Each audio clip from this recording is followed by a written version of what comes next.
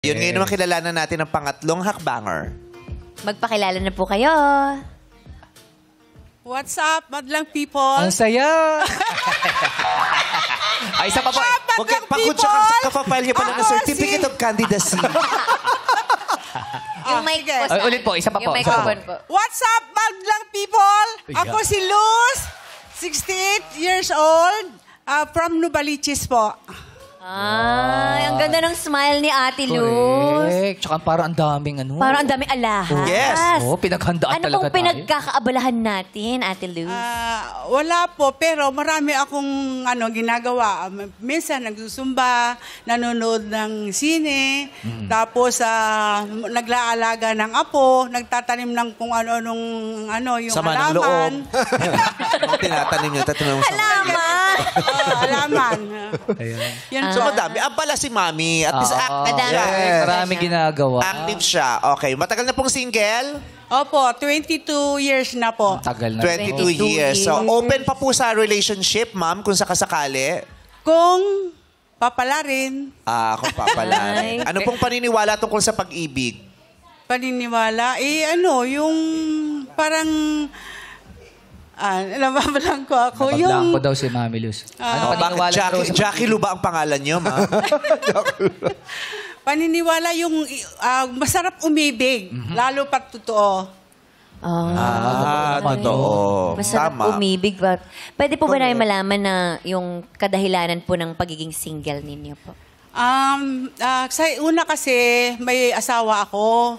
Kasal kami, nag-Saudi siya, tapos naiwan ako. Dahil sa boring ako, iniwan ako sa mga in-laws ko, nag-apply din ako sa abroad. Sumunod kayo? Naboboard daw siya. Hindi, doon sa Saudi siya, ako sa Europe. Buti pinayagan kayo nung mister nyo that time. Hindi niya ako pinayagan, pero ako lang ang may gusto. Pumilit po kayo. Ako lang may gusto. Kaya Ganon. nagkahiwalay po kayo dahil Opo. LDR. nagkanya-kanya na silang ganap. Oo. Nagtrabaho sa Middle East, siya naman nag-Europe. Europe. Okay. Umibig pa po kayo matapos yon? Dahil sa wala kaming anak, nung nagpunta na ako ng Europe, may namit akong seaman. Ayun. Ay! Pala si nanay. Tapos doon po nagkaanak kayo? Kasi kaya ako nag-asawa dahil gusto kong magkaanak. Oh. Kasi iniisip ko, baog ba ako? Kaya nag-asawa ako, nag-try ako, nanganak ako, hindi ako baog. So para malaman mo kung bahog ka. Chumika ka sa ibang boys kahit may asawa ka?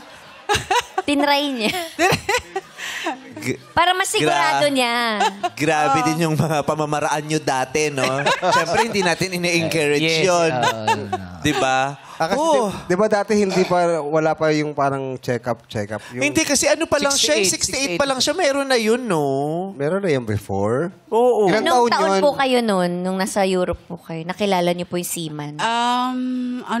Umalis ako 1983. No. Tapos nakilala ko yung seaman 1988, mga ganon, 87. Teka lang paano nyo sinabi sa asawa nyo na meron kayong nakilala doon sa Europe? Hindi niya alam, tinago ko. Ay, nasaan na po siya ngayon? Namatay na. Na hindi nyo Pero nalalaman? nung nasa Europe ako, nagkaroon siya ng karelasyon. It's a tie kayong dalawa.